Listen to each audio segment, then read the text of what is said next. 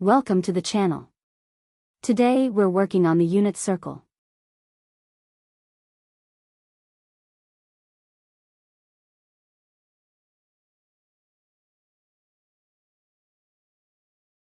The best way to memorize the unit circle is to practice drawing it out from scratch. So, that's what we're doing here.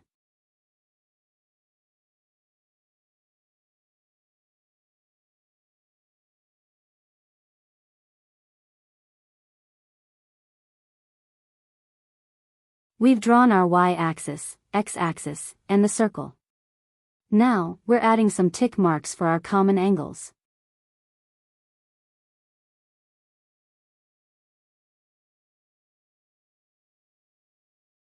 Now, we're labeling each tick mark with the standard angle measure in degrees.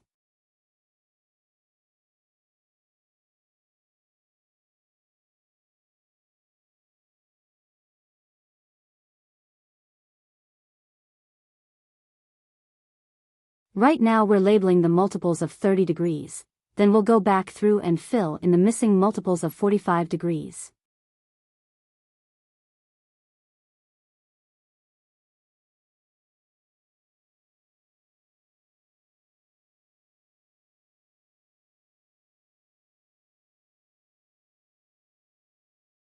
We could also label the angles with the angles measured in radians, but for now, we'll just put the degree measure.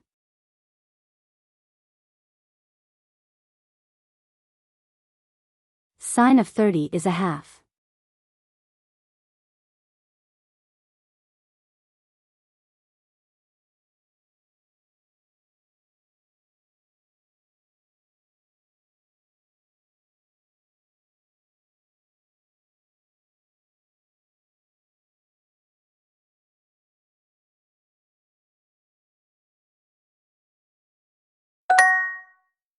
When memorizing the unit circle, we want to start with the first quadrant.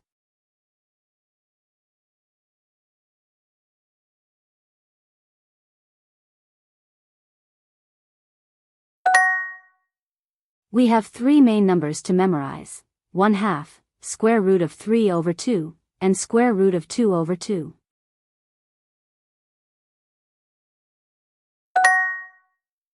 Notice that the values for 30 degrees and 60 degrees are the same but swapped. So, the y value for 30 is a half and the x value for 60 is a half.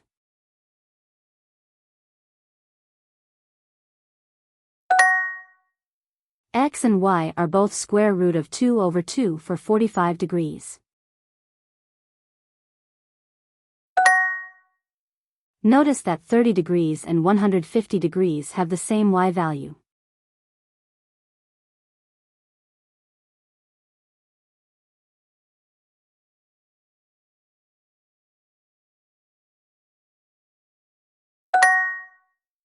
Let's also take a step back and remember that we're in the x-y coordinate plane, so the ordered pairs here are the x and y values of the point on the circle at that angle.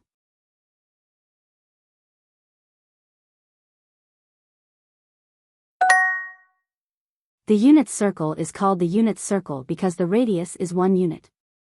Also, it's centered at the origin.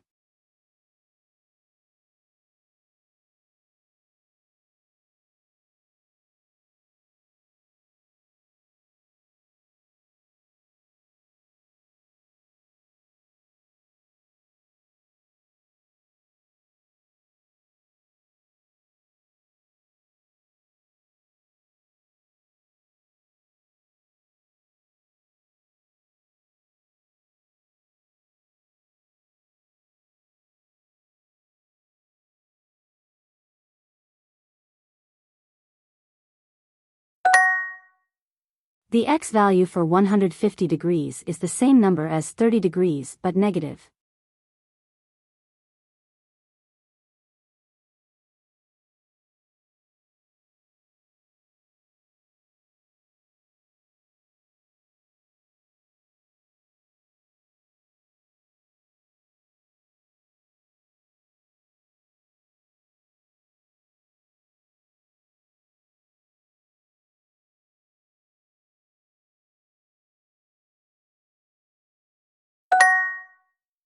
Then we have similar for 45 degrees and 135 degrees. So, when memorizing the unit circle, start with the first quadrant. Once that's memorized, the rest of the quadrants will fall into place.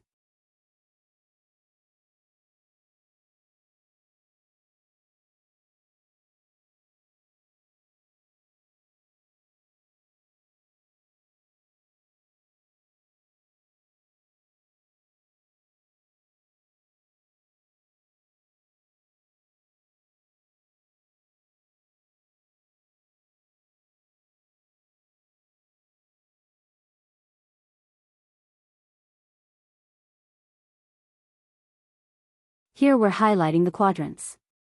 The first quadrant is the area at the top right, second quadrant is the top left, third quadrant is the bottom left, and fourth quadrant is the bottom right.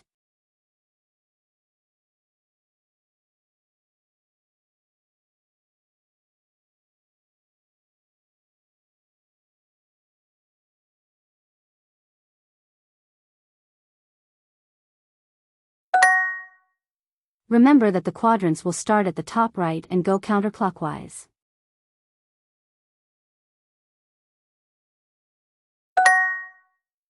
And we use Roman numerals to denote the quadrants.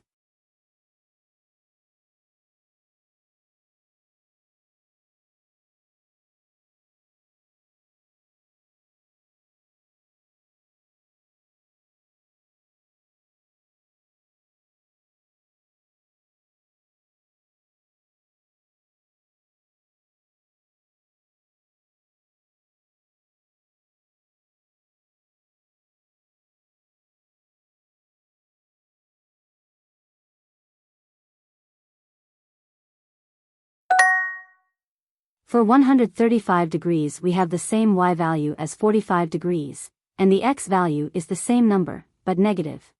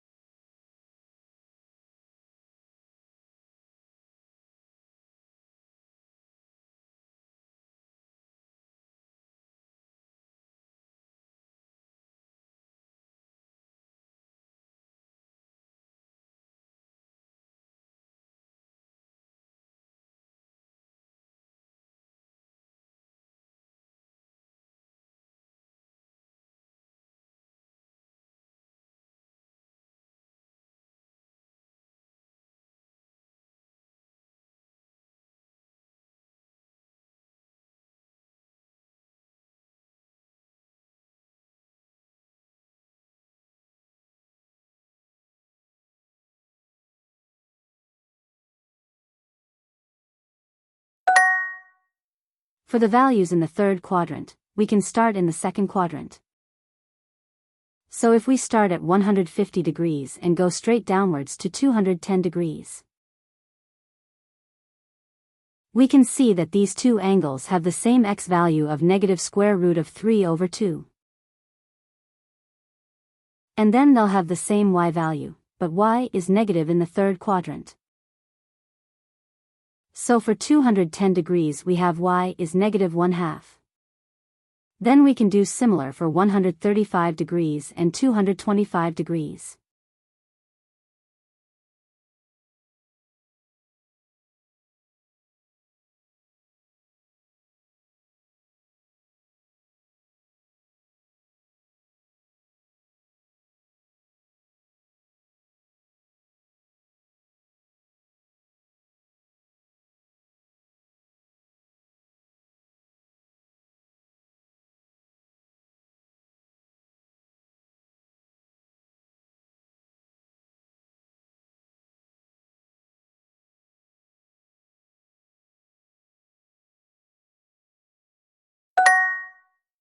If we start at 135 and go straight downward, we'll see that 225 degrees has the same x value, and then the y value will be the same number, but negative.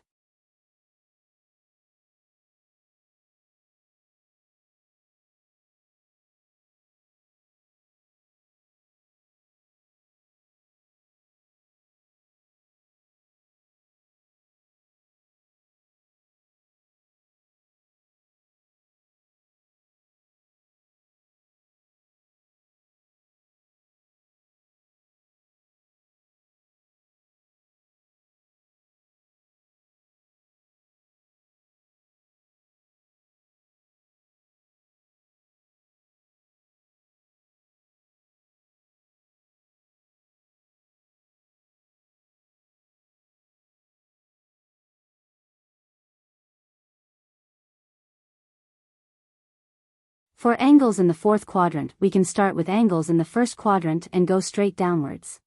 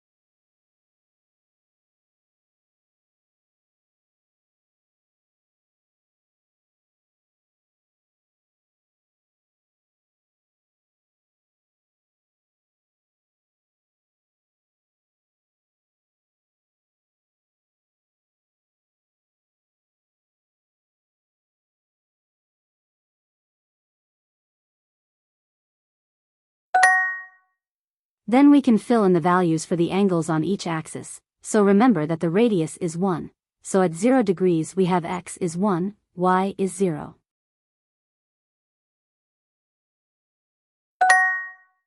The best way to memorize the unit circle is to practice drawing it out. Once we have it memorized, we'll know the sine and cosine of each of these angles.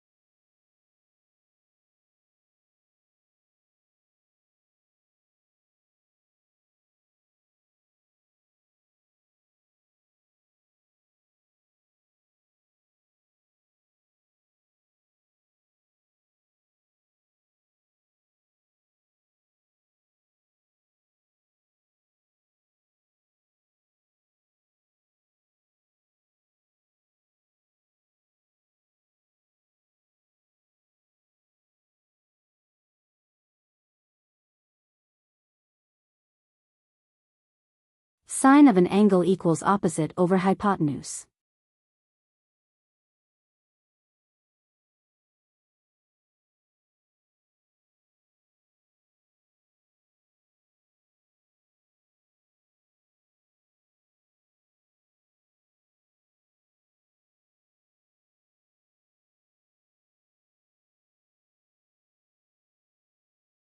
The hypotenuse of this right triangle is the radius of the unit circle, which is 1 unit in length, so the hypotenuse here is 1. Dividing y by 1 doesn't change the value of y, so we can just put y on the right side of the equation, then swap the sides to get y equals sine of theta.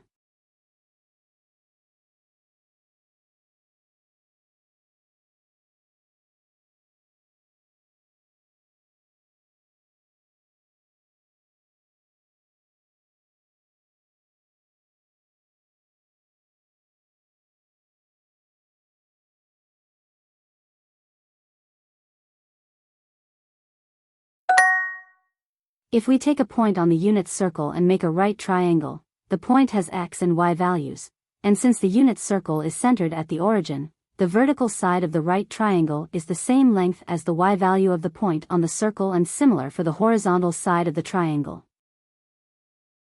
Since the circle is centered at the origin, the length of the horizontal side of the triangle is the same as the x value of the point on the circle. Notice also that we have a point in the first quadrant, so both the x and y values are positive.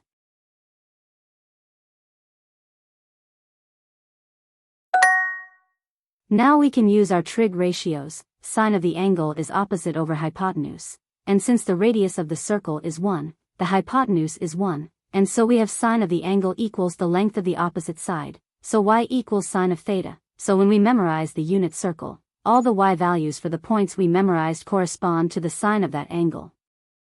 And similarly, the x values will correspond to the cosine of those angles.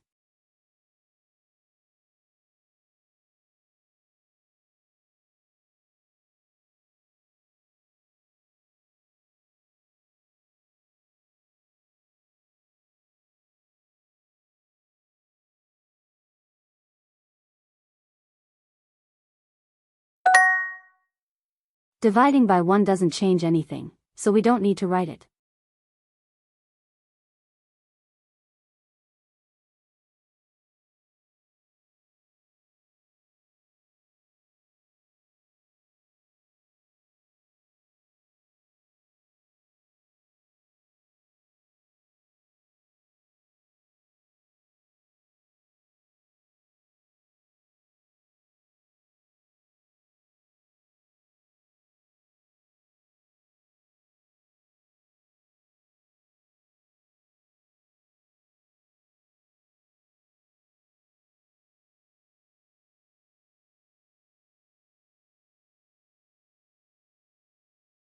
The opposite side is the side that is directly across from the reference angle.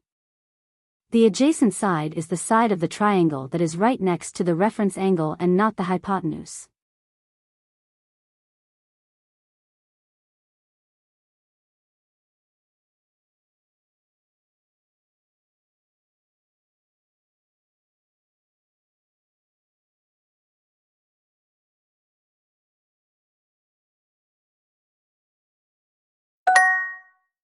We also know that tangent is opposite over adjacent, so we can say tangent equals y over x, and then we figured out that y equals sine of the angle and x equals cosine of the angle, so we can plug those in and get tangent equals sine over cosine.